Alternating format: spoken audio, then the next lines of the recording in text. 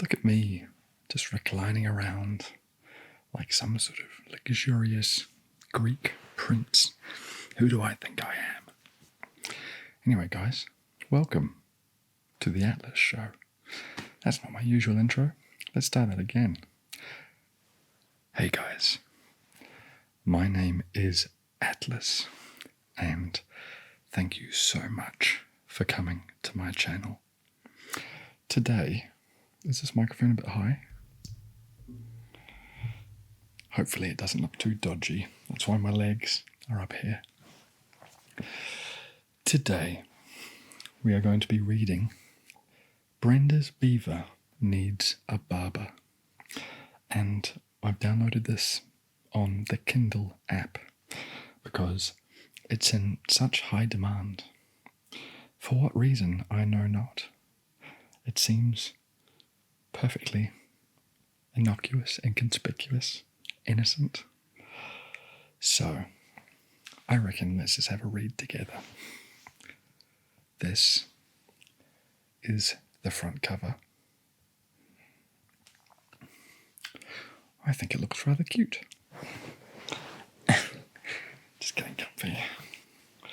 Intimacy. See, I've had some comments where they're like, Atlas, we like the lo-fi thing. We like to see you just hang out on your couch. Are you happy now? Okay. Brenda's Beaver Needs a Barber.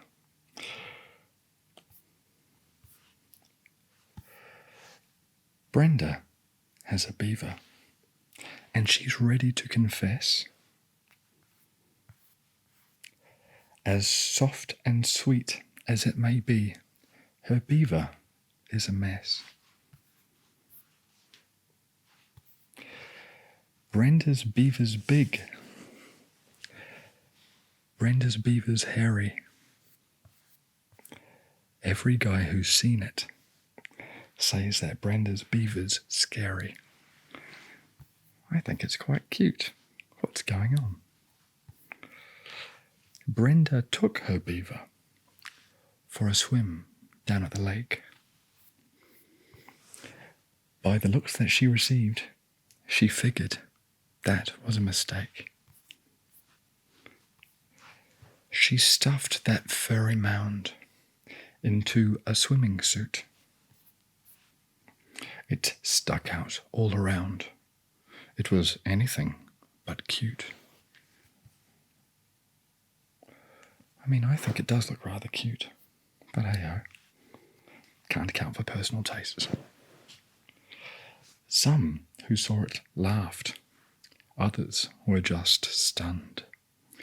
Brenda's beaver was hanging out, soaking up the sun. Her friends could not believe her.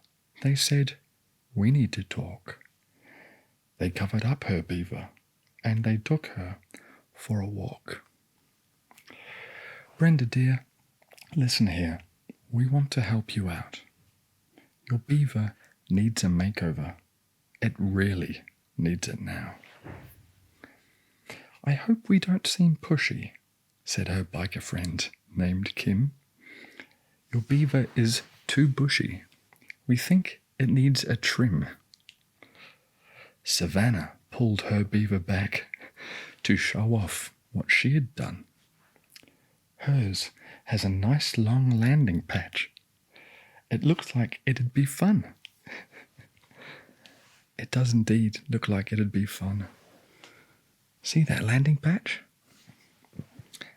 How aerodynamic, some might say. Chrissy's beaver is quite rare. It could be worth $1 million. Hers is bare. It has no hair. Her beaver is Brazilian. Catherine let her beaver loose. She said, "There's nothing to it. Grab some clippers and a can of mousse. We'll show you how to do it." Kim produced some scissors, and Chrissy had some wax. Now all that Brenda had to do was to sit back and relax. As they came towards her beaver, they said, "Now, don't be scared. We're going to see what's underneath that frumpy pile of hair." It ended in just minutes. They didn't leave her much. When Brenda's friends were finished, she and her beaver blushed. Her beaver was so tiny, they could not believe their eyes. It was smooth and it was shiny. It was hard to recognize. And this is Brenda's beaver pictured, wearing sunnies.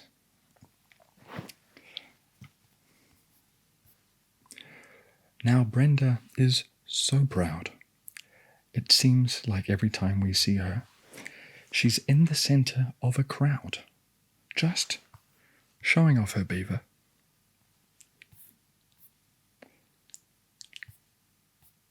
That's the end.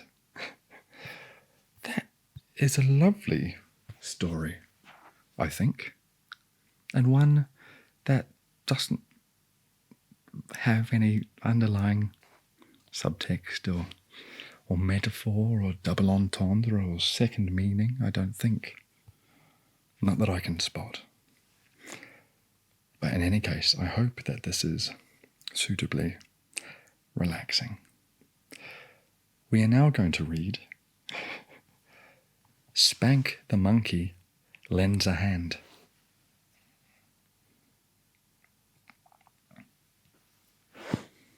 What a fantastic name for a monkey. Spank. I wonder what he's going to lend us a hand to do. In any case, what am I trying to say? Just read the story. Okay. If you find yourself alone with much to think about, call Spank the monkey. He'll come by and help you work things out. And this is Spank, pictured here with a banana and what looks like an oiling can.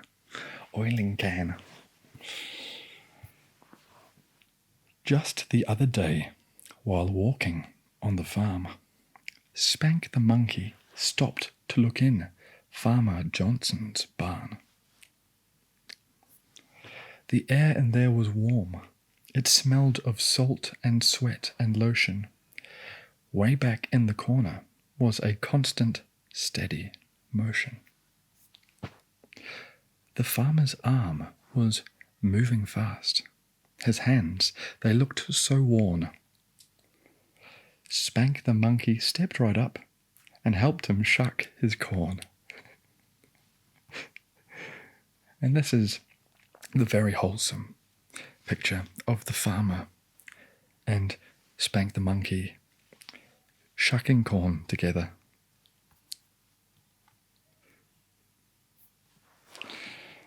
Spank likes to visit Grandpa, who loves his magazines. He has the first one and the last, and all the in-betweens. He flips right through the articles until his fingers blister. What he really likes to do is look at all the pictures. When Grandpa gets excited and messes up an issue, Spank is there to save the day with a box of tissue. A box of tissue. And hopefully, as you can see here, this is Grandpa getting excited and making a mess, and Spank saving the day with tissues, which is, very nice of this monkey, really. Why is Grandpa making such a mess? Vinny has a job making sauce for pizza pies. As he cooks, he likes to watch the waitresses go by. And this is our friend Vinny and the waitress. Vinny grabs his hard salami and he hides it from the boss. Then he goes into the pantry to make some secret sauce. Vinny's stoked.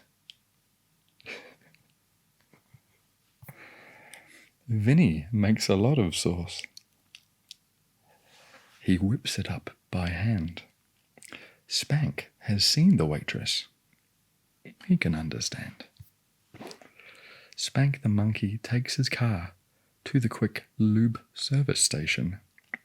They let him fill his jar up when he's out of lubrication. From underneath a car on jacks came some grunting and a moan. That dirty old mechanic Max was down there all alone. Max's hands were greasy. His eyes were squinted shut. This is Max. Spank was there to lube his tool and help him bust that nut.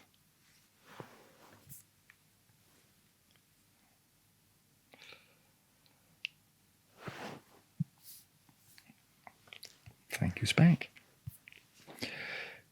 You may have heard it said that Spank only helps the guys. Please don't cloud your head with all those silly lies. Spank the monkey actually likes girls more than boys. Every girl that he knows has a nightstand full of toys. Sally plays the flute all day in the marching band. She knows that when the day is done, Spank will lend a hand. When Sally goes to bed at night, her face is all aglow, 'cause Spank the monkey's gonna have a finger puppet show.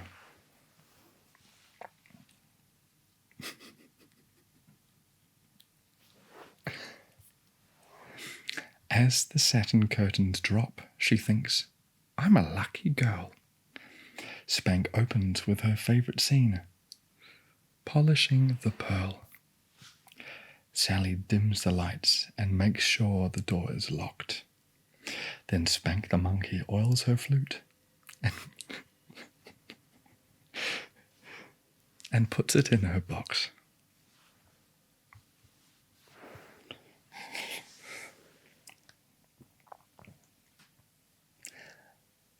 Spank putting the flute in its box. The end. And that was Spank the monkey. Again, what a sweet story. Beautiful. And next, I think we'll read Put Tony's Nuts in Your Mouth, which here pictures a lovely man, presume that's Tony's nuts. He's got big nuts, he's got salty nuts, he's got cashews, hazelnuts, all sorts of nuts. Okay. And he's a ginger. Tony has big nuts. Certainly does. And small nuts. Here we can see that he's got some pistachios. He has pecans, or pecans, depending on where you're from, and walnuts, nuts without or with a shell. There is no nut that Tony does not sell. Tony sells his nuts all day. He always has a line. Some say Tony's nuts smell great. Some say they taste divine. They drive or walk or ride the bus. They come from north and south to take those hot and salty nuts and put them in their mouths. Tony dips his chocolate nuts until they are just right. He knows your mum will take them home and suck on them tonight. BJ looks at Tony's nuts and tries hard not to stare as Stephen grabs at his nutsack and finds a big old pair. This is Stephen grabbing at the nutsack. Naughty Stephen? Well, Tony seems perfectly amicable to the whole situation. Don't blame Stephen. BJ plays with Tony's nuts in the closet at his house. The grandpa says he should just come out as he pops one in his mouth. This is BJ secretly playing with the nuts. And this is Grandpa just popping one of Tony's nuts in his mouth. Grandpa likes to go in there and take his camera with him. He loves to look at photographs when Tony's nuts are in them. These just seem to be photographs of the nuts. Very artistic. He swears it isn't weird or queer. He says it's not a crime. Grandpa licks the salt right off of Tony's nuts sometimes. The girls too like Tony's nuts. Of this there is no doubt. Every girl around this town has put them in her mouth. On the way to school today, riding on the bus, the Johnson twins were in the back, sharing Tony's nuts. The Johnson twins.